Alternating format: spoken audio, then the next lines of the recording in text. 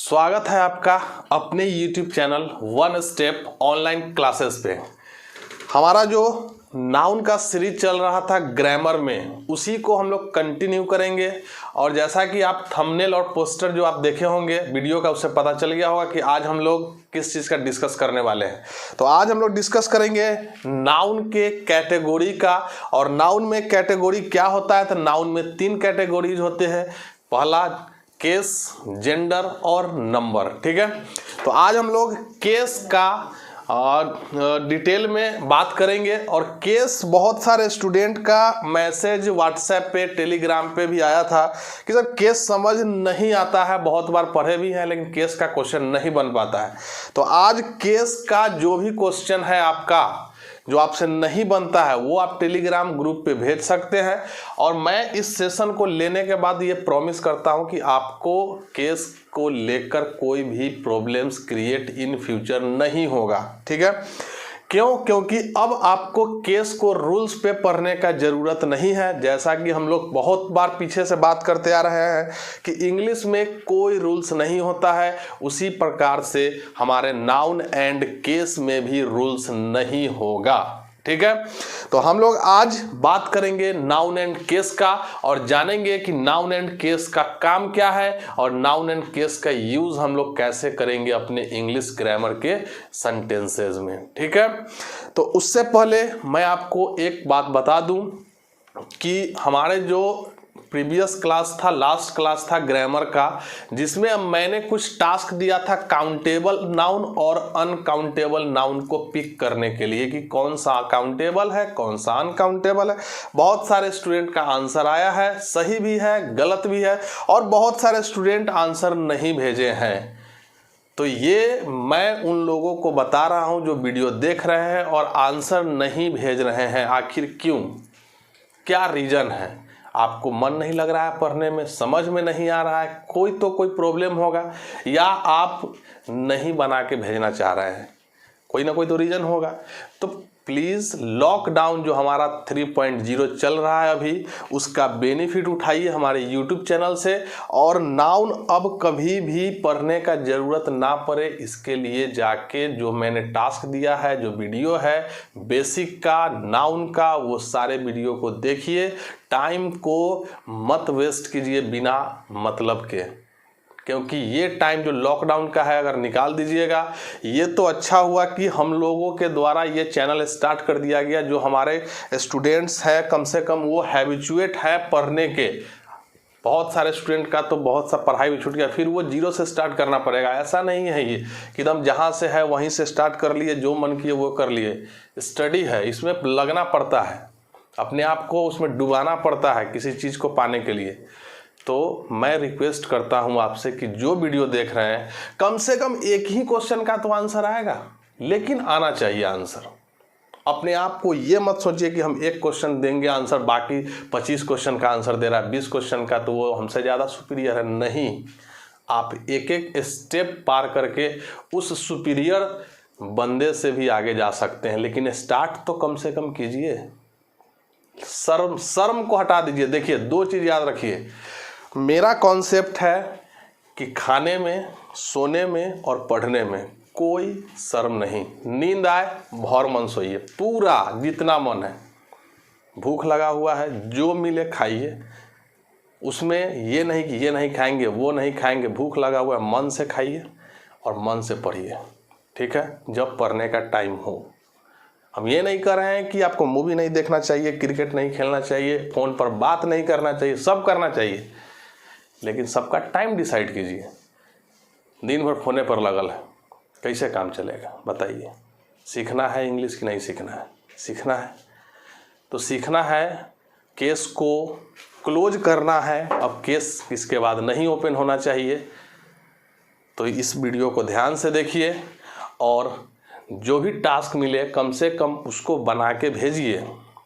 ठीक है, और जो टास्क था पिछले क्लास का, उस टास्क का डिस्कशन वीडियो के लास्ट में होगा। तो पेशेंसली इस वीडियो को देखिए, लास्ट का इंतज़ार कीजिए, और तब तक मैं केस के बारे में डिटेल्स बताऊंगा। और लास्ट में जो जो बना के स्टूडेंट हमारे भेजे हैं उनका नाम अनाउंस किया जाएगा और उसके बाद उस क्वेश्चंस का डिस्कशन किया जाएगा। ठीक है, तो आइए स्टार्ट करते हैं नाउन एंड केस। तो सबसे पहले हम लोग जानेंगे कि नाउन में कैटेगोरीज होती है, कैटेगोरी। ठीक है, नाउन का 3 कैटेगरी होता है, पहला केस, दूसरा जेंडर और तीसरा हो गया आपका नंबर। ठीक है, तो हम लोग आज बात करेंगे किस कैटेगरी का, नाउन के किस कैटेगरी का, तो केस का बात करेंगे। ठीक है, एकदम याद करते जाइए, धीरे धीरे सारा चीज़ समझ में आ जाएगा। बेसिक 0 लेवल से केस को पढ़ाएंगे, एडवांस लेवल तक का सारा क्वेश्चन आपका बनेगा, जो भी एग्जाम में क्वेश्चन आता है वो सारा बनेगा। ठीक, सबसे पहले चीज़ हम लोग जानेंगे कि आखिर केस होता क्या है। बहुत सारे टीचर का यूट्यूब पे मैंने भी वीडियो देखा है, किताब वगैरह भी देखा है, बुक्स वगैरह भी देखा है, बहुत सारे किताब में इसके बारे में लिखा हुआ नहीं रहता, डायरेक्ट स्टार्ट कर देता है कि केस 4 होता है, केस को ऐसे पढ़िए वैसे पढ़िए। सबसे पहले जानेंगे कि व्हाट इज़ दिस, केस है क्या। ठीक, उसके बाद हम लोग जानेंगे वाई, क्यों इसका यूज होता है, और उसके बाद हम लोग जानेंगे कि हाउ, कैसे ये क्वेश्चन बन जाता है। ठीक है, 3 ही चीज़ तो है, व्हाट, हाउ, वाई। 3 के अलावा तो इंग्लिश में कुछ है नहीं। तो केस होता है क्या भाई, तो केस किसका कैटेगरी है, ध्यान से एकदम बात को देखिएगा, किसका कैटेगरी है, नाउन का। एकदम दिमाग में रख लीजिए, केस किसका कैटेगरी है, नाउन का। तो ये जब भी आएगा किसके लिए आएगा, नाउन के लिए आएगा। क्लियर है, तो ये क्या करता है, decide position of a noun in the sentence. Case का काम है नाउन का पोजीशन डिसाइड करना, नाउन का स्थान डिसाइड करना। कहाँ पे, वाक्य में, कि वाक्य में नाउन का पोजीशन क्या होगा, यही कौन बतलाएगा, केस बतलाएगा। अगर दुनिया का कोई भी वाक्य लिखा हुआ है उसमें नाउन को कहाँ पे आना है, वो किस कैटेगरी के अंतर्गत है नाउन का, तो वो कैटेगरी है केस। यही केस का काम है, क्योंकि कोई चीज़ बना है उसका कुछ ना कुछ तो काम होगा ही। मार्कर का काम क्या है, लिखने का। बोर्ड का काम क्या है, इस पे लिखा जाएगा। तो दुनिया का हर एक वस्तु बिना मतलब के दुनिया में नहीं है, उसका कुछ ना कुछ काम है। तो केस का काम क्या है, नाउन का पोजीशन डिसाइड करके बताना कि वाक्य में नाउन कहाँ आएगा। बेसिक पॉइंट क्लियर हुआ कि नहीं हुआ। ठीक, अब डायरेक्ट नहीं जानना है कि केस ये है वो है फलना चिलना, सीधा याद रखिए नाउन का पोजीशन डिसाइड करेगा वाक्य में, उसको हम लोग केस बोलेंगे। अब पोजीशन डिसाइड कैसे होगा, क्वेश्चन आ गया, हाउ, कैसे पोजीशन डिसाइड होगा। तो पोजीशन डिसाइड करने के लिए हमारे पास कितना रास्ता है, 4 रास्ता है। इसी 4 रास्ता पर जाएंगे, इसी 4 तरीका पर जाएंगे और केस का पोजीशन डिसाइड करेंगे। कहाँ पे, वाक्य में। क्लियर है, तो केस का पोजीशन डिसाइड करने के लिए कितना रास्ता हो गया, 4। अभी आते हैं इस 4 रास्ता पे, हड़बड़ाइएगा नहीं, एकदम प्रेम से चलिए, प्रेम से, आराम से, स्लोली सारा समझ में आएगा। केस को बताने का कितना रास्ता हो गया, 4। केस पोजीशन बताएगा नाउन का वाक्य में, और पोजीशन बताने का कितना रास्ता, 4। पहला रास्ता का नाम है आपका कौन सा केस, सब्जेक्टिव केस। दूसरा रास्ता का नाम क्या है, ऑब्जेक्टिव केस। सब्जेक्टिव केस को नॉमिनेटिव केस भी लिखा हुआ रहता है बुक वगैरह में, दोनों बातें की हैं। ऑब्जेक्टिव केस को ऑब्जेक्टिव केस लिख दीजिए। ठीक है, तो हमारे पास 2 केस हो गया। 2 केस को अभी हम लोग देखेंगे, पहले ये दोनों को क्लियर कर लेते, फिर तीसरा पे चलेंगे, फिर चौथा पे चलेंगे। ठीक है, चलिए अब यहाँ पे ध्यान से देखना ये है, एग्जाम्पल के थ्रू, इधर दिखाई दे रहा है कि नहीं,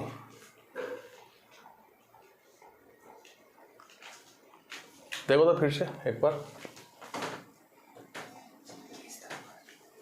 यहां तक आ रहा है, चलो ठीक है। तो सब्जेक्टिव केस हो गया और एक हो गया नॉमिनेटिव केस। ठीक, अब एक एग्जाम्पल से हम लोग समझते हैं। यहाँ पे एग्जाम्पल को लिखते हैं, 1 नंबर एग्जाम्पल।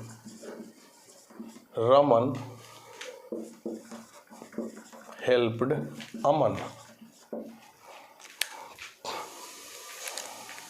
ये देखिए, सबसे पहले किस पे जाना है, वर्ब। कर कौन रहा है, रमन। एक्शन को यानी काम को जो करता है उसको बोलते हैं हम लोग सब्जेक्ट। तो वैसा नाउन जो सब्जेक्ट के जगह पे आएगा किस केस में होगा, सब्जेक्टिव केस में, क्योंकि रमन किसी का नाम है तो ये नाउन ही होगा। तो ये जो नाउन रमन है ये किस जगह पे आ रहा है, सब्जेक्ट।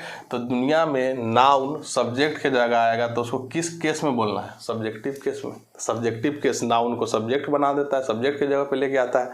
हेल्प्ड होम बता, पिछला क्लास नहीं किए हैं बेसिक का तो जाके कर लीजिए, वाट या होम का सारा कहानी समझ में आ जाएगा, क्योंकि अब उतना बोलेंगे टाइम लैप्स होगा बिना काम का, ठीक है। तो हेल्प्ड होम, होम का आंसर जो देता है, वर्ब से होम का आंसर पूछते हैं, जो आंसर आता है क्या हो जाता है, ऑब्जेक्ट। और ऑब्जेक्ट के जगह जो नाउन आएगा वो कौन सा केस हो जाएगा, ऑब्जेक्टिव केस। और अमन भी नाउन ही है किसी का नाम, तो सब्जेक्ट के जगह जो नाउन आएगा सब्जेक्टिव केस, ऑब्जेक्ट के जगह नाउन आएगा ऑब्जेक्टिव केस कहलाएगा। तो सब्जेक्ट और ऑब्जेक्ट हम लोग पीछे वीडियो में बहुत बार कर चुके हैं, ठीक है। तो इसको लिखिए, तब तक हम लोग अभी देखते हैं आपका कमेंट क्या क्या आ रहा है, ये समझ में आया कि नहीं, जल्दी से कमेंट कीजिए तो समझ आ रहा है कि नहीं आ रहा है।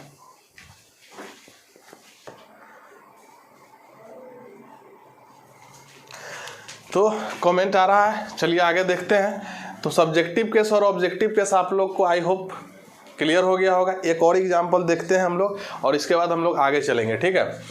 थोड़ा इसको इधर करो तो उस साइड ले जाओ और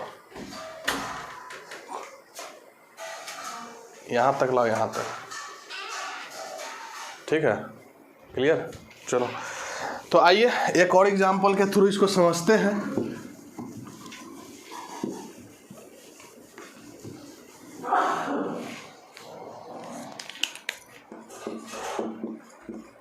राम किल्ड रावण, ठीक है।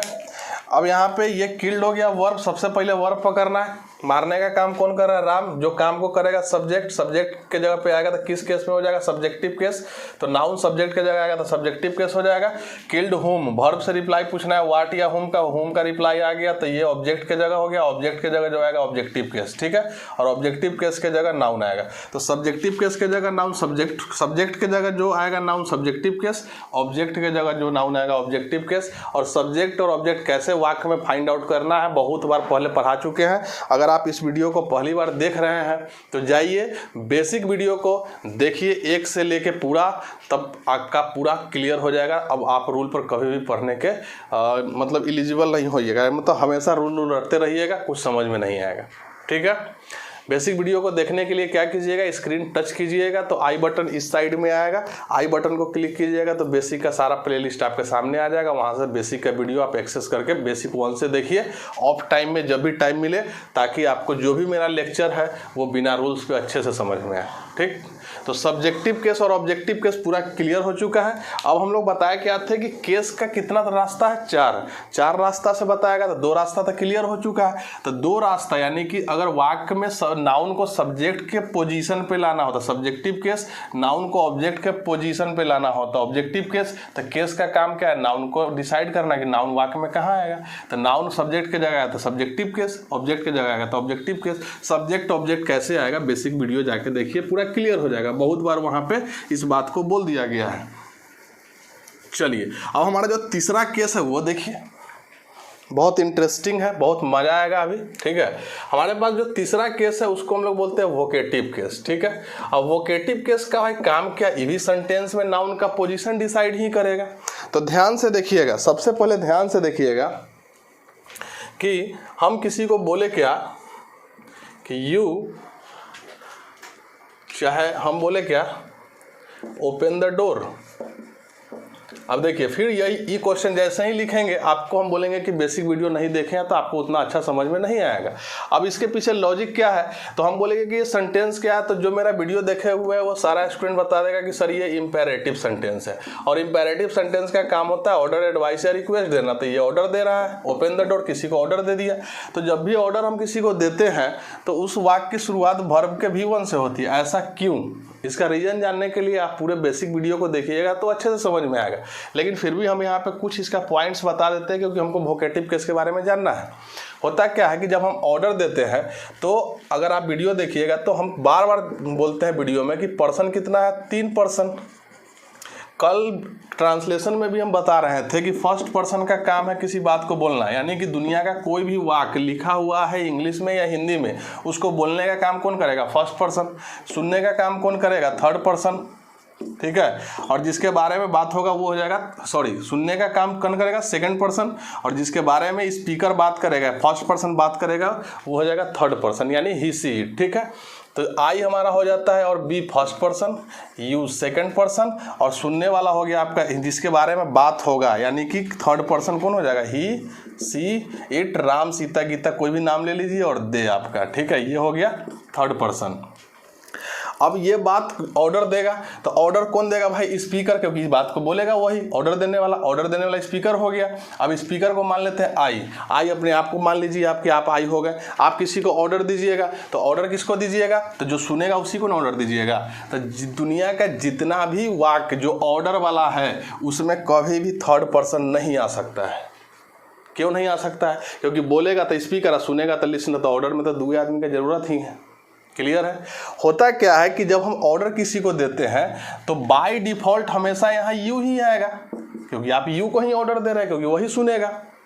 तो बाय डिफॉल्ट इंग्लिश ग्रामर में अगर कोई वर्ड हमेशा के लिए फिक्स है तो उसको अवॉइड कर दिया जाता है, क्योंकि हमको ये सब्जेक्ट नहीं पढ़ रहे, लैंग्वेज पढ़ रहे हैं। और लैंग्वेज में क्या होता है कि beauty plus meaning plus structure, हर एक चीज़ को मेंटेन करके चलना पड़ता है, ठीक है। अब कैसे मेंटेन करके चलना पड़ता है जरा देखिए। अगर हम लिख देंगे पिताजी, चलिए, और हम लिख दिया क्या, मम्मी के हस्बैंड,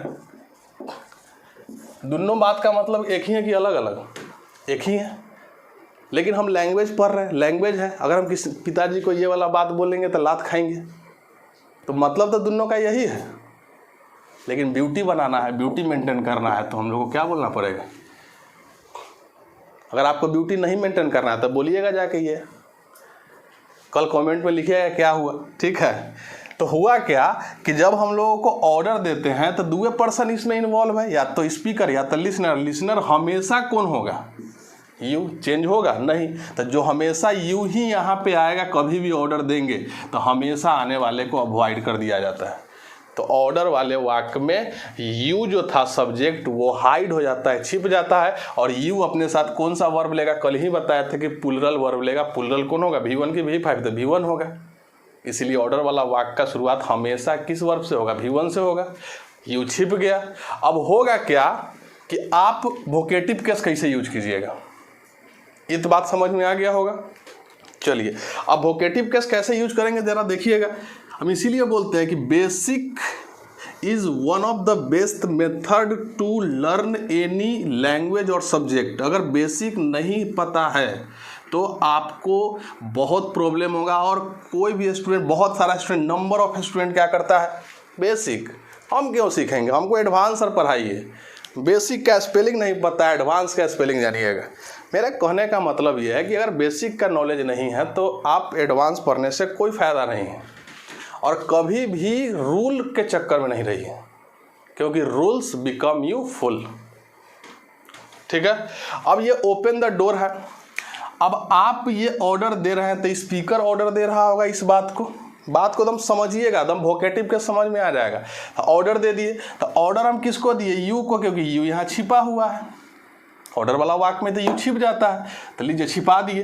तो आप ऑर्डर दिए तो यू सुन लिया सामने वाला। लेकिन मान लीजिए कि यहाँ ये ऑफिस है, आप है बॉस, और यहाँ पे 5 एम्प्लॉय है। बॉस 5 एम्प्लॉय को ऑर्डर दिया, ओपन द डोर, कौन जाएगा खोलने, क्योंकि आप तो ऑर्डर दे दिए, तो सामने वाला तो यू बन जाएगा। लेकिन कब, जब वो अकेले रहेगा तब ना। यहाँ तो सुनने वाला 5 है, अब पांचों आपका एम्प्लॉय है। अब उस स्थिति में क्या करना पड़ेगा, क्योंकि जो यू है वो तो यू यानी कि फर्स्ट वाला भी यू हो सकता है, सेकंड वाला भी, थर्ड वाला भी, पांचों यू बन सकता है अपने आप में, क्योंकि पांचों उस बात को सुन लिया ऑर्डर को। तब कौन जाएगा दरवाजा खोलने? तो सब में सस्पिशन हो गया पांचों की, भाई हम यू बने कि तुम यू बनेगा। तो उस समय किस केस का यूज किया जाता है? Vocative case. क्लियर है? तो वोकेटिव केस का यूज किया जाता है जब किसी पर्सन को स्पेशली संबोधन करके बताना होगा। अब हमको क्या है कि यहाँ पे हम जान रहे हैं कि यू छिपा हुआ है। अब उस यू को हम ऑर्डर दे दिए तो अकेले रहेगा, कोई भी सुनने वाला तो अकेले हो तो वो जाके खोल दिया दरवाजा, जाके बंद कर दिया दरवाजा। लेकिन बहुत सारा पर्सन है, हमको ऑर्डर देना होगा तो उस व्यक्ति को संबोधन करना पड़ेगा ऑर्डर के लिए। लीजिए संबोधन कर दिया, रमन ओपन द डोर। तो जो यूथ है यहाँ पे हम जिसको सुना रहे थे वो हमारा कौन है? रमन। रमन को हम संबोधन किए किस केस के जरिए? वोकेटिव केस के जरिए। और वोकेटिव केस जब हम लिखेंगे तो उसके बाद कॉमा लगा देना है, बाकी पूरा सेंटेंस ये रहा आपका। यानी जो हमारा यू था सुनने वाला, अब हमको पता चल रहा है कि वो यू कोई और नहीं है, कौन है? रमन। लेकिन अगर सामने एक ही बंदा है, उसी को ऑर्डर देना है तो क्या लिखना है? डायरेक्ट बोल देंगे ओपन द डोर, चल गए। लेकिन बहुत सारा बंदा है, ऑर्डर देना है, तब तो उसको संबोधन करना पड़ेगा ना कि भाई तुम जाओ, रमन जाओ, कमल जाओ।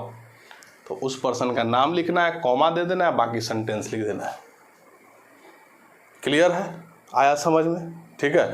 घर पे गए, मान लीजिए किसी का घर है, होम, पिताजी ने कुछ गेस्ट को बुलाया, गेस्ट आ गए, सीता इनकी बेटी है, ठीक है। तो जैसे ही गेस्ट आए तो बोले कि जाओ चाय बनाओ, तो वहाँ सीता ही है, चाय बनाएगी लाके, क्योंकि और तो कोई सुनने वाला है नहीं। लेकिन मान लीजिए इनकी बेटी दो है, सीता भी है, गीता भी है, राधा भी है, 2 या 3 बेटी हो गई। अब बोलेंगे चाय बनाओ, तो सब में कन्फ्यूजन हो जाएगा कि ऑर्डर किसको मिल रहा है भाई। उस कन्फ्यूजन को दूर करने के लिए पिताजी संबोधन कर देंगे, वोकेटिव केस का यूज करेंगे, उसका नाम ले लेंगे, कॉमा दे देंगे, तब सेंटेंस बोल देंगे। सीता प्रिपेयर टी, ठीक है, या राधा प्रिपेयर टी, जिसको बोलना होगा उसको संबोधन करके कॉमा देके बोल देना है। बात समझ में आ गया? तो ये जो वोकेटिव केस है इसको हैशटैग मारिए, ये नरेशन चैप्टर में हम लोग को पढ़ना है और कहीं इसका यूज नहीं है। नरेशन जब पढ़ाएंगे तो वहाँ बताएंगे वोकेटिव केस से बहुत सारा क्वेश्चन पूछता है, ठीक है। तो ये ज़रा जल्दी देखिए वोकेटिव केस समझ में आया कि नहीं आया, क्योंकि आज हम लोग जो भी पॉइंट्स पर चर्चा करेंगे केस का वो बेसिक होगा, क्योंकि एक बार बेसिक समझ में आएगा कोई भी क्वेश्चन देंगे तुरंत बन जाएगा, ठीक है। देखिए जल्दी,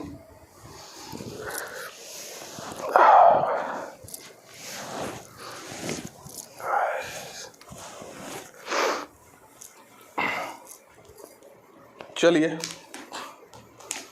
आई होप आप लोग को अच्छे से समझ में आ रहा होगा, केस समझ में आ गया, ठीक है।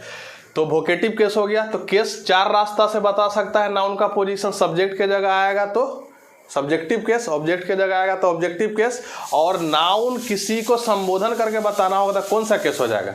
वोकेटिव केस हो जाएगा, ठीक है। तो ये हमारा हो गया केस का 3 रास्ता। अब एक और रास्ता जो बच गया उसको हम लोग देख लेते हैं, और यही है आपका सबसे इम्पोर्टेंट रास्ता।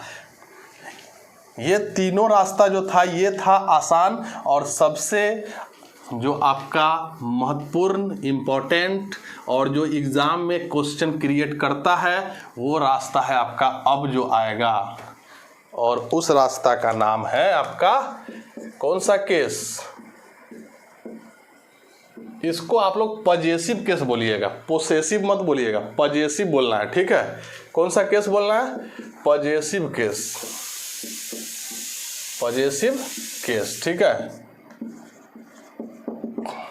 अब ये डिसाइड कैसे करेगा नाउन का पोजीशन, ठीक है। तो पजेसिव केस नाउन का क्या बताता है? संबंध या अधिकार। संबंध या अधिकार बताने का काम जो केस करेगा नाउन का वो कौन सा केस है? पजेसिव केस है। क्लियर है? कोई दिक्कत? अब हमको आप एक सिंपल सा आंसर बताइए अभी कमेंट में कि संबंध और अधिकार अगर हम किसी का बताएंगे तो क्या एक ही आदमी, एक ही वस्तु अपने आप का संबंध किसी के साथ बताएगा, अपने साथ बताएगा, किसी दूसरे के साथ बताएगा? यानी कि एक नाउन संबंध या अधिकार बताने के लिए चाहिए या कम से कम 2 नाउन चाहिए? जल्दी से कमेंट कीजिए। ठीक है, अभी हम आपका कमेंट चेक कर लेते हैं।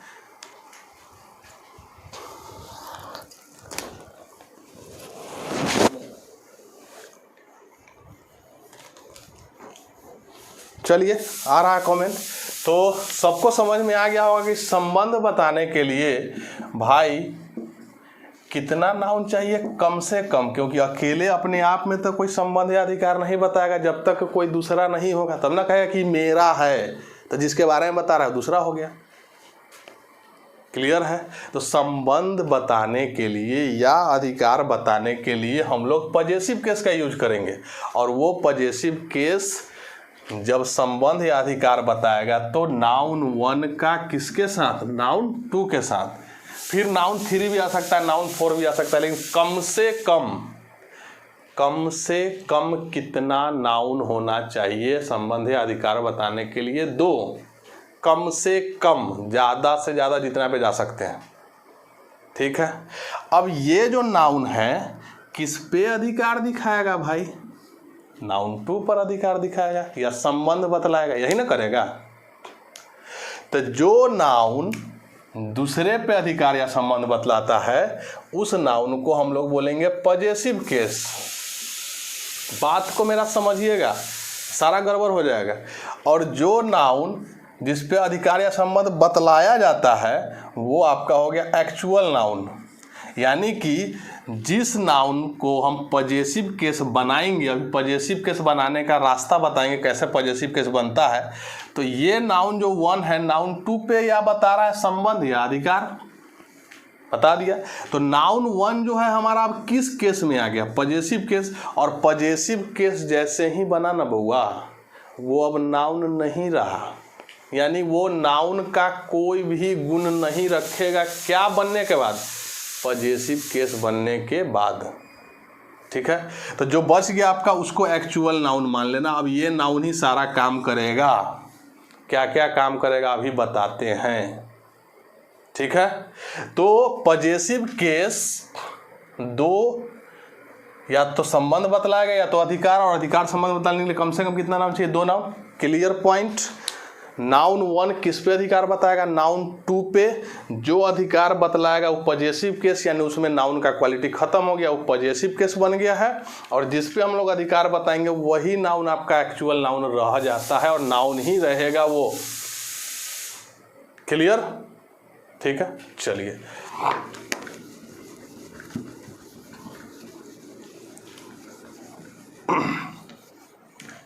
अब देखिए, राम का कलम, ध्यान से बात को देखिएगा। तो जो राम है किसी का नाम हो गया था नाउन, कलम किसी चीज का नाम हो गया था नाउन। और अधिकार दिखाने के लिए किस चीज का यूज कर रहे हैं हम लोग? का। आ रहा है?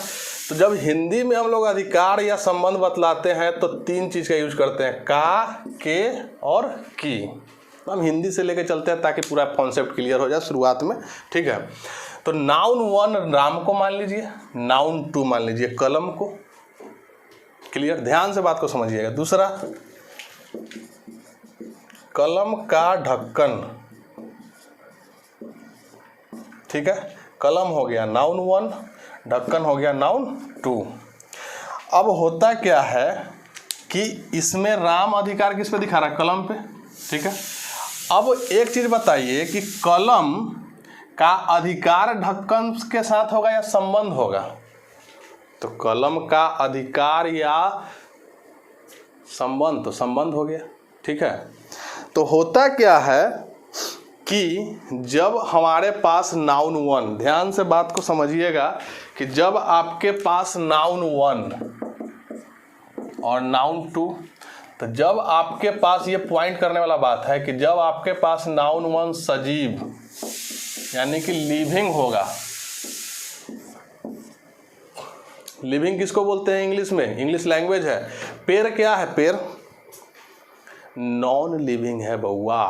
बायोलॉजी में लिविंग होगा, इंग्लिश में नॉन लिविंग है। अगर वो नॉन लिविंग नहीं होता तो हम लिखेंगे वह पेड़ है, तो आप क्या बोलते हैं, ही इज अ ट्री या that is a tree. That से बनाते हैं या इट से बनाइएगा, लेकिन ही तो नहीं लिखिएगा। तो इंग्लिश लैंग्वेज है, लैंग्वेज में हम लोग पर्सन उसी को मानते हैं, सजीव उसी को मानते हैं जो एक स्थान से दूसरे स्थान तक मूव कर सके, जा सके, उसी को हम लोग क्या करते हैं, पर्सन ये लिविंग कहते हैं। ठीक है।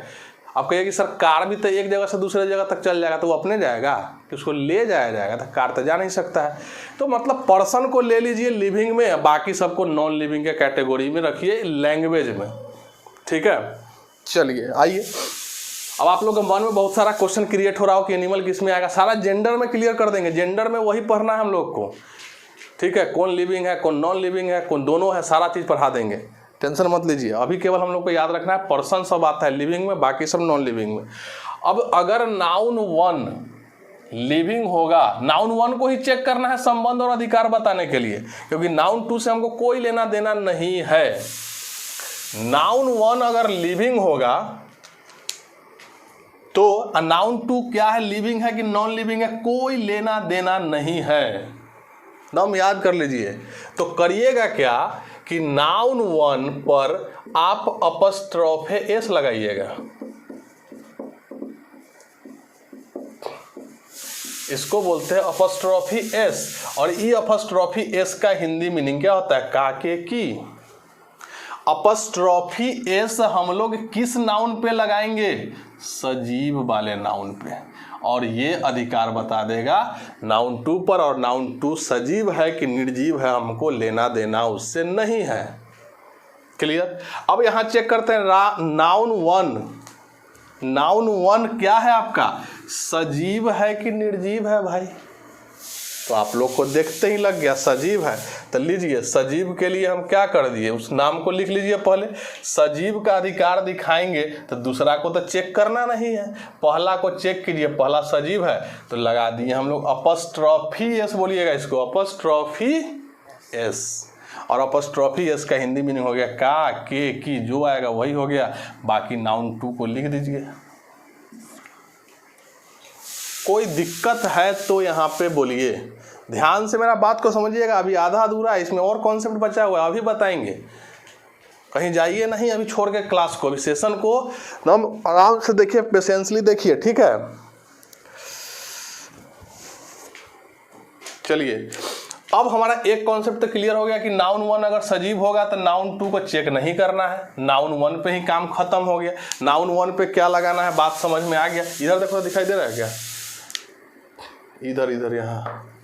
अब देखिए इधर नोट कीजिएगा, नाउन वन फिर से नाउन टू देखिएगा। अब इस बार ले लेते हैं हम लोग निर्जीव को। नाउन वन किसको ले लेते हैं, निर्जीव। जब निर्जीव होगा तो इसको नॉन लिविंग बोलेंगे। तो बउआ नॉन लिविंग किसी पर क्या अधिकार तो दिखा नहीं सकता है कि मेरा है। तो जब नॉन लिविंग आता है और नाउन टू यानी नॉन लिविंग, अगर नाउन वन नॉन लिविंग बन जाए तो इसके साथ इसका संबंध ही बतलाएंगे।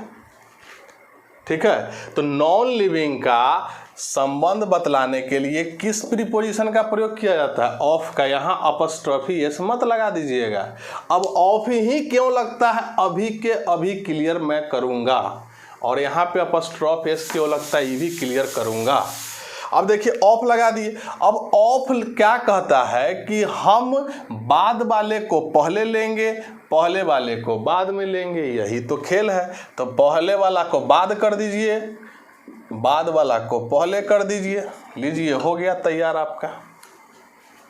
लेकिन सजीव क्या कहता है, अपस्ट्रॉफी एस लेंगे। अपस्ट्रॉफी एस इसीलिए लेता है क्योंकि अपस्ट्रॉफी एस अधिकार डायरेक्ट बताता है, और यहाँ पे नॉन लिविंग डायरेक्ट अधिकार नहीं बता सकता, ये संबंध बतलाएगा। और ऑफ का कॉन्सेप्ट ये है कि होता क्या है कि जो नाउन वन बाद में चल जाता है ना, ये टोटल होता है।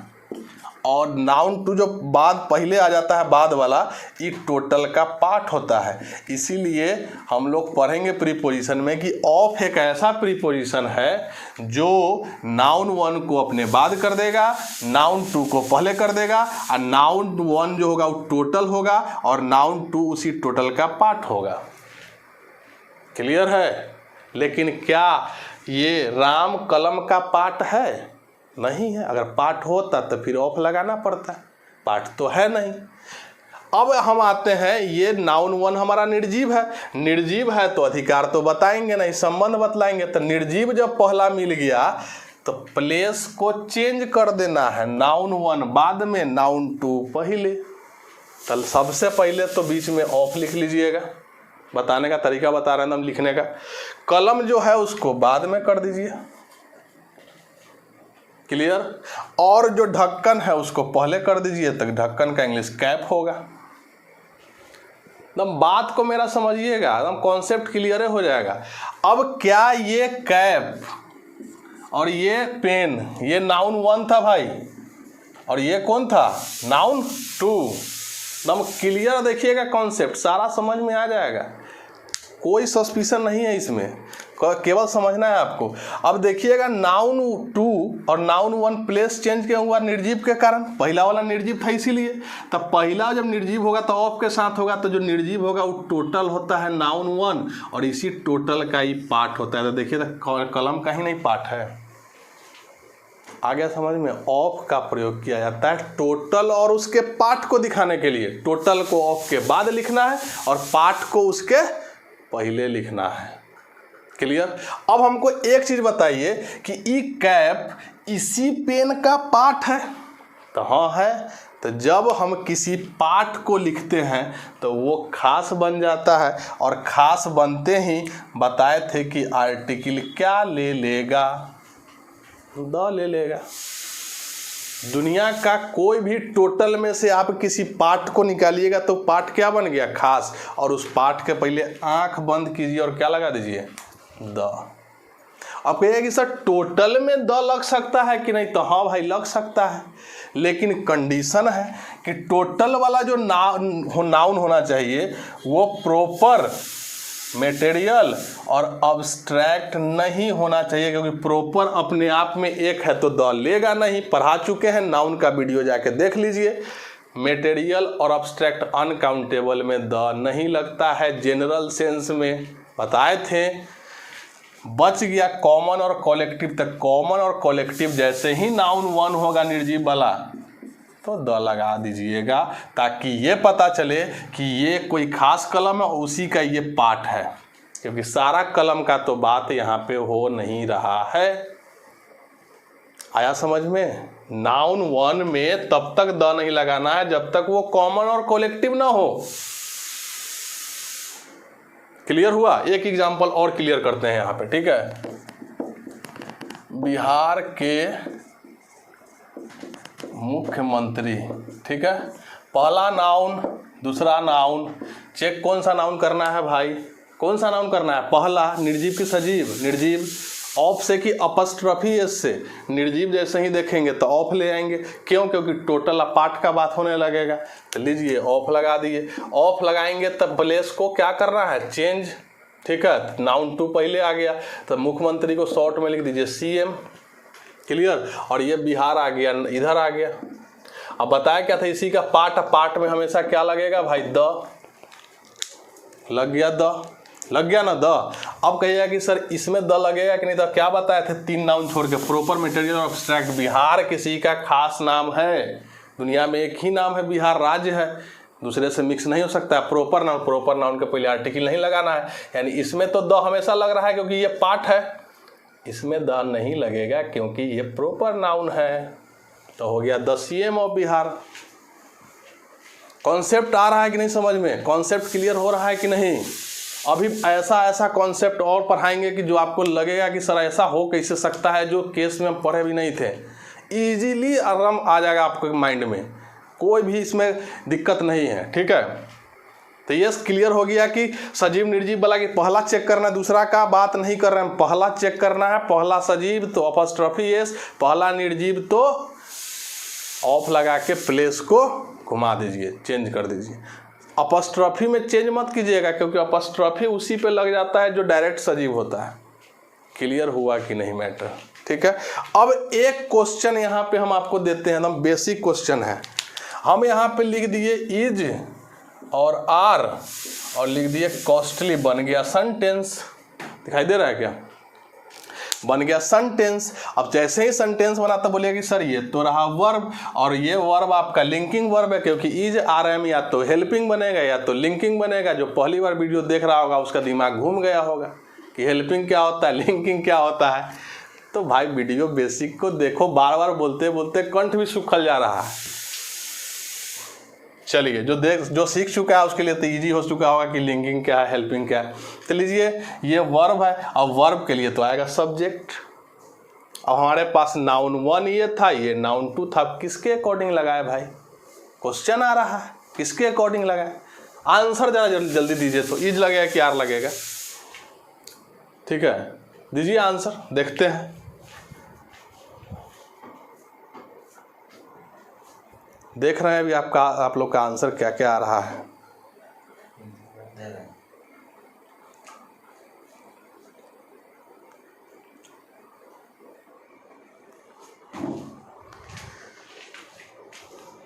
चलिए, आप लोग का आंसर तो आ रहा है।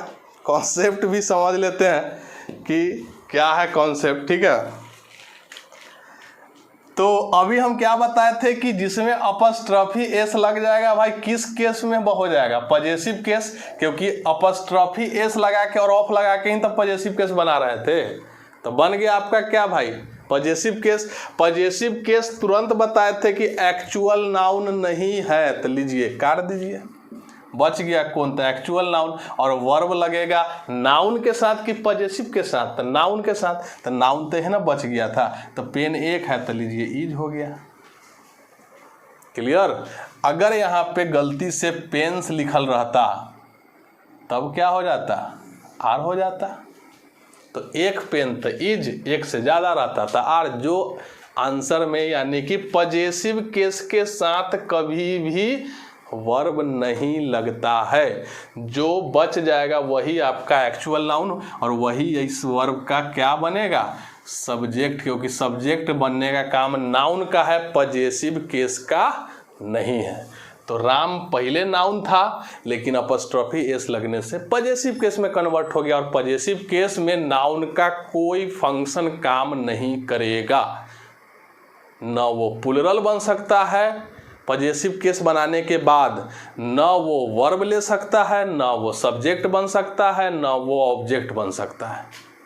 केवल वो क्या करेगा? रिलेशन बताएगा या ऑनरशिप यानी अधिकार बताएगा किसी पर। तो राम इस पे अधिकार बता दिया और हमारा एक्चुअल नाउन ये बच गया। तो इसी को आप सब्जेक्ट बनाइए, ऑब्जेक्ट बनाइए, जो बनाना है बनाइए, जो नाउन बन सकता है। तो ये नाउन सब्जेक्ट बन सकता है, हो गया। क्लियर? कितना मिनट का चल गया? चलो एक क्वेश्चन और क्लियर करके इसको ख़त्म करते हैं आज का सेशन। ठीक है, अभी बताना भी है ना आज आंसर का। तो चलिए इसको क्लियर करते हैं। यहाँ पे भी दे देते हैं इज आर, ठीक है, और यहाँ पे दे देते हैं इज आर और लिख देते हैं ब्रोकन। ठीक है, टूटा हुआ है, ब्रोकन मतलब टूटा हुआ। अब हमको करना क्या है भाई कि ये वर्ब है, अब इसके लिए सब्जेक्ट खोजना है। तो हम क्या बताए थे अभी कि ये ऑफ क्या है भाई? प्रीपोजिशन। प्रीपोजिशन के बाद जो नाउन आएगा वो नाउन इस प्रीपोजिशन का क्या बन जाएगा? ऑब्जेक्ट। अब नहीं समझ में आया तो फिर से वही वाला बात बोलना पड़ेगा। बेसिक वीडियो जाइए, देखिए, क्लिक कीजिए, स्क्रीन पे आई बटन आएगा, आई बटन को टच कीजिए, बेसिक का प्लेलिस्ट खुलेगा, वहाँ से बेसिक का वीडियो देखिए, फिर नाउन का वीडियो देखिए और क्लास को कंटिन्यू करते रहिए, लॉकडाउन का मज़ा लेते रहिए। ठीक है, तो आइए देखते हैं। तो ये तो ऑफ के बाद पेन बन गया आपका ऑब्जेक्ट किसका? ऑफ प्रीपोजिशन का। तो बच गया कौन नाउन? Noun to.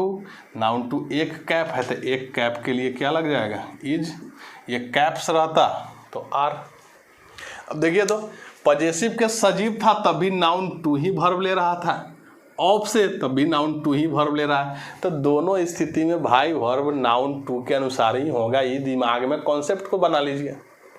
क्लियर है, क्योंकि यहाँ पे पॉजेसिव केस नाउन बन गया तो बच गया नाउन टू, इसी के अनुसार वर्ब। और यहाँ नाउन वन जो चल गया था दूसरा जगह पे, ये नाउन वन है, नाउन टू नहीं है, ठीक है। तो ये आपका गलत और ये आपका इसके अकॉर्डिंग वर्ब लग जाएगा। ठीक है, बात को समझ में आया कि नहीं आया? ये पॉजेसिव केस का वीडियो बेसिक समझ में आया कि नहीं? केस का पूरा कॉन्सेप्ट क्लियर हुआ कि नहीं? बेसिक। अभी केस में बहुत सारा इंपॉर्टेंट चीज़ बचा हुआ है, ठीक है। कैसे किसका रिलेशन बताना है, कैसे किसका रिलेशन नहीं बताना है, बहुत सारा क्वेश्चन बचा हुआ है। रटना नहीं है, बस एक ही चीज़ याद है कि रटना नहीं है। रूल्स पर तो खासकर दिमाग लगाना ही नहीं है। छोटा छोटा पॉइंट पकड़िए, प्रॉपर में द नहीं लगता है, अब्स्ट्रैक्ट में द नहीं लगता है। कहाँ रूल्स है? कोई रूल्स नहीं है भाई। बस आप रूल्स से बच जाइए, आपका इंग्लिश लर्निंग का सपना पूरा हो जाएगा। ठीक है, आप एग्ज़ाम का तैयारी कीजिए, लेकिन हम वो कह रहे हैं कि आप किसी भी सब्जेक्ट को पढ़ रहे हैं, लैंग्वेज को पढ़ रहे हैं, आप उस पर फोकस कीजिए। अगर मैथ का क्वेश्चन नहीं बन रहा है तो मैथ पे मेहनत कीजिए। ये नहीं कि एसएससी का मैथ का मेहनत करेंगे। एसएससी का मैथ होता है, बैंक का मैथ होता है, मैथ्स होता है भाई, इंग्लिश होता है। तो उसको आप इंग्लिश को इंग्लिश की तरह से पढ़िए, ये नहीं कि बैंक के लिए पढ़ेंगे। कोई अलग नहीं होता है। लेवल डिफ़िकल्टी का ऊपर नीचे किया जा सकता है, लेकिन चेंज कैसे कर देगा क्वेश्चन? तो आप अपने सब्जेक्ट पे मेहनत कीजिए ना, जॉब खुद मिल जाएगा। जिस दिन आपका लेवल उस एग्ज़ाम के लेवल से ऊपर जाएगा, ये नहीं कि उसके पैरेलल में जाएगा, उससे ऊपर जाएगा, तभी जॉब होगा। और उसके लिए मेहनत आपको पहले से ज़्यादा करना पड़ेगा जॉब लेने के लिए, क्योंकि अब पहले वाला बात नहीं है कि 600 में 318 पर इनकम टैक्स मिल जाएगा। 600 में 550 नंबर भी आ जा रहा है एसएससी में, तो भी डाउट में ही है स्टूडेंट्स कि क्या होगा रिजल्ट्स का। चलिए, तो ये तो केस का था। आज हम लोग अब डिस्कस करेंगे। अब हम लोग डिस्कस कर लेते हैं जरा जो क्वेश्चन बचा हुआ था। लाइए तो टेलीग्राम वाला निकाल के। हाँ, पहले क्विज कौन स्टूडेंट भेजा था उसका जरा देख लेते हैं।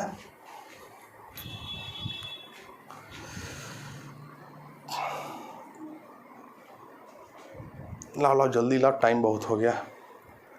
मैथ का क्लास भी इसके बाद होगा ना।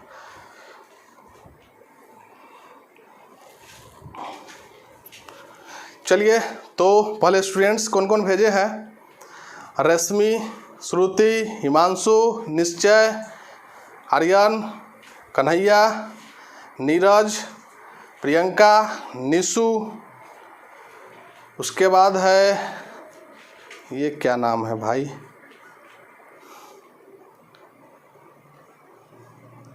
सुमित,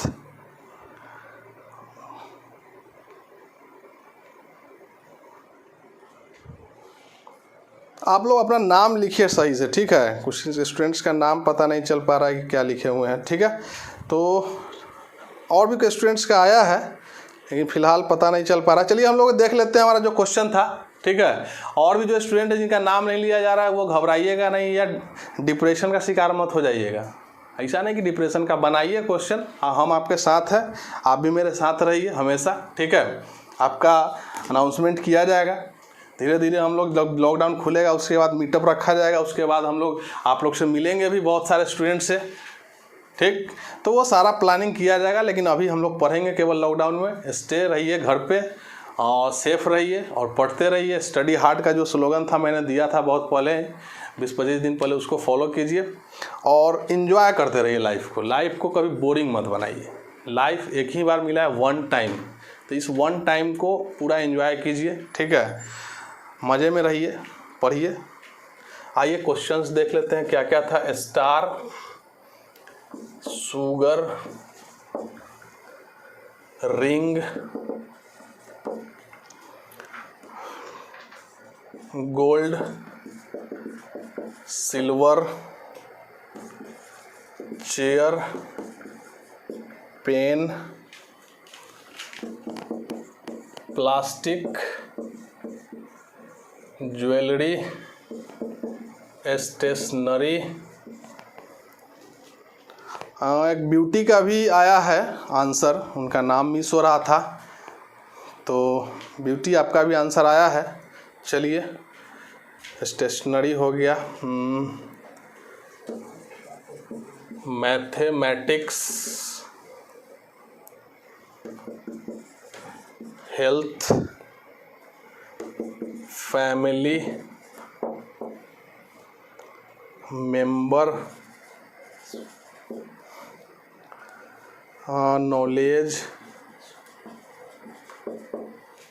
नॉलेज हो गया, ऑनेस्टी, काइंडनेस, ठीक है, furniture, luggage, voltage, hair, traffic, book, poetry, और आ जाइए पीपल, मनी, और रूपी, डॉलर, और क्या है भाई, पेट्रोल, स्कूटर, और क्या है, कार। चलिए, इतना ही क्वेश्चन था, सबको सॉर्ट आउट किया जाए जल्दी से जल्दी। तो स्टार किस में आ जाएगा, काउंटेबल। देखिए, काउंटेबल और अनकाउंटेबल किस पे, पांचों नाउन पे डिपेंड था, ठीक है। प्रॉपर तो एक ही होता है, तो उसको गिनने ना गिनने से फायदा नहीं है। कॉमन सारा काउंटेबल में आ जाएगा। कॉलेक्टिव बताए थे, जिसका मीनिंग अपने आप पे डिपेंड है काउंटेबल, जिसका मीनिंग दूसरे पे डिपेंड है अनकाउंटेबल। क्लियर था। मटेरियल और अब्स्ट्रैक्ट का जो भी एग्जाम्पल होगा वो अनकाउंटेबल में आ जाएगा। तो स्टार क्या है भाई, कॉमन नाउन, क्योंकि ये टाइप है। किसका टाइप, सन का टाइप है। तो टाइप जब कॉमन नाउन हो गया तो काउंटेबल। शुगर बेट करके दिया जाता है, मटेरियल नाउन हो गया तो अनकाउंटेबल। रिंग काउंट किया जा सकता है, कॉमन नाउन है। किसका नाम है, कॉमन का है। इसका किसका, किसी न किसी का टाइप होगा। टाटा का टाइप है, ठीक है। तो बहुत सारा, ये कंपनी रिंग बनाती है तो उसका टाइप है, तो ये काउंटेबल। गोल्ड वेट करके दिया जाता है, तौल के दिया जाता है, वजन करके दिया जाता है, material noun of uncountable. Silver तौल के दिया जाएगा, चेयर तौल के दिया जाएगा। तो ये हो गया आपका कॉमन नाउन। कॉमन नाउन क्या हो जाएगा, काउंटेबल, ठीक है। क्यों कॉमन होगा, नीलकमल का टाइप है ये, सेल्लो कंपनी का टाइप है ये। टाइप को दिमाग में नहीं, आप लोग ला ही नहीं रहे हैं। पेन टाइप है रेनॉल्ड्स का, लिंक का, जेटर का टाइप हो गया था कॉमन, कॉमन हो गया था काउंटेबल। प्लास्टिक काउंट कर सकते हैं, अनकाउंटेबल, क्योंकि ये क्या वेट करके दिया जाता है, अनकाउंटेबल। ज्वेलरी मन में रहेगा, आइडिया का नाम है, अनकाउंटेबल। स्टेशनरी ये भी आइडिया का नाम है, बताए थे। बेसिक वीडियो को जाके नाउन का बेसिक वीडियो देखिए, क्लियर हो जाएगा। मैथमेटिक्स को काउंट कर लीजिएगा, क्योंकि वो माइंड में एग्जिस्ट करता है, ठीक है। तो लीजिए, माइंड में एग्जिस्ट किया तो अब्स्ट्रैक्ट नाउन, अब्स्ट्रैक्ट नाउन हो गया तो हो जाएगा आपका अनकाउंटेबल। जितना भी दुनिया में सब्जेक्ट का नाम है सब अनकाउंटेबल होता है। हेल्थ, किसी के हेल्थ को कोई देख नहीं सकता है, फील कर सकता है, फील करने वाला abstract noun uncountable. Family collective noun है, फैमिली का मीनिंग अपने आप में डिपेंड है, बताए थे। कलेक्टिव नाउन का मीनिंग अपने आप में डिपेंड होगा तो वो काउंटेबल में आएगा। मेंबर कॉमन नाउन है, ठीक है। कॉमन नाउन क्या होगा, कलेक्टिव, सॉरी काउंटेबल। नॉलेज किसी के माइंड में एग्जिस्ट करता है, आप उसको फील कर सकते हैं, अनकाउंटेबल। ऑनेस्टी फील कर सकते हैं, अनकाउंटेबल। काइंडनेस फील कर सकते हैं, अनकाउंटेबल। फर्नीचर आइडिया का नाम है, अनकाउंटेबल। लगेज आइडिया का नाम है, अनकाउंटेबल। वोल्टेज आइडिया का नाम है, अनकाउंटेबल। वोल्टेज को आप देखिएगा कि आप बल्ब को देख रहे हैं, ठीक है। वोल्टेज को केवल फील किया जा सकता है, ये लाइट जल रहा है थोड़ा सा डिम तो कम वोल्टेज होगा, हाई ज़्यादा जल रहा है तो ज़्यादा वोल्टेज होगा, फील कर सकते हैं, ठीक है। हेयर में सस्पिशन था तो ये भाई काउंटेबल भी अनकाउंटेबल दोनों है। इसको क्लियर किया जाएगा जब नाउन एंड नंबर हम लोग पढ़ेंगे तब, ठीक है। ट्रैफिक आप लोग देखे हैं, जो ट्रैफिक देखा है वो कमेंट में यस हैशटैग लिखो कि ट्रैफिक हम देखे हैं, ठीक है। तो भाई ट्रैफिक को कोई नहीं देखता है, वहाँ पे आप पर्सन को देखिएगा, पीपल को देखिएगा, क्राउड को देखिएगा। ट्रैफिक को आप फील कीजिएगा कि हाँ ये जाम लग गया तो ट्रैफिक हो गया, आप उसको फील किए तो आपके दिमाग में एक आइडिया आया कि इसको क्या बोला जाए, इस जगह को जाम लग गया तो ट्रैफिक। तो आइडिया का नाम क्या है? अनकाउंटेबल। हम बोले ना बेसिक पकड़ के बनाइए, कोई भी दिक्कत नहीं होगा। बुक कॉमन नाउन है, किसी खास नाम का ही टाइप होगा, कॉमन नाउन काउंटेबल होगा। पोइट्री कोई देखा है? पोइट्री कोई देखा है? नहीं। अब पोइट्री होता क्या है? तो बहुत सारा पोएम्स आपके पास आ गया, आप सोचिए कि अब क्या आइडिया दिया जाए कि सामने वाला समझ जाए कि भाई ये पोएम्स एक ही जगह सारा आएगा। तो हमारे पास दिमाग में आया पोइट्री। और पोइट्री क्या होता है? Collection of poems. बहुत सारा पोएम्स एक जगह आ जाएगा तो एक आइडिया दिमाग में आ गया कि इसको नाम क्या दिया जाए, तो पोइट्री दे दिए। ठीक है, तो ये होगा आपका अनकाउंटेबल, आइडिया का नाम है। तो पीपुल काउंट नहीं कर सकते हैं लोग को। हमारे मोहल्ला में 100 लोग रहते हैं, 10 लोग रहते हैं, काउंटेबल।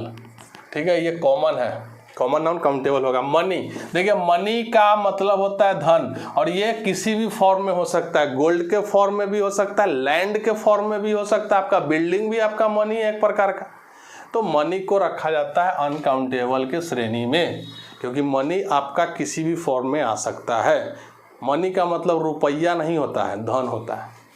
रूपी का मतलब तो रूपी, तो इसको तक काउंट किया तब तो हम लोग जानते हैं कि 1000 रुपीज़। काउंट नहीं करते तो कैसा पता चलता है? तो ये काउंटेबल, ये कॉमन नाउन है। डॉलर, इंडिया में रुपी चलता है, अमेरिका में डॉलर चलता है, तो ये भी काउंटेबल हो गया। पेट्रोल, कोई कौन स्टूडेंट, हम तो देखे नहीं है उसका नाम, तो पेट्रोल कैसे काउंट हो जाएगा भाई? काउंटेबल में लिखे हुए हो, बताओ। हम पेट्रोल पंप पर जाएंगे, भैया 4 पेट्रोल डाल दीजिए ना, आते हैं ससुराल से घूम के, लीटर में मिलता है बउआ। मेजरमेंट किया जाता है, मापा जाता है, तौला जाता है, अनकाउंटेबल। स्कूटर टाइप है, किसका टाइप है भाई? तो यामाहा का टाइप हो गया स्कूटर। ठीक है, सुजुकी का टाइप हो गया। तो टाइप हो गया था कॉमन नाउन, कॉमन नाउन हो गया था काउंटेबल। कार को भी काउंट कर सकते हैं, तो काउंटेबल। ठीक है, और भी क्वेश्चन है क्या?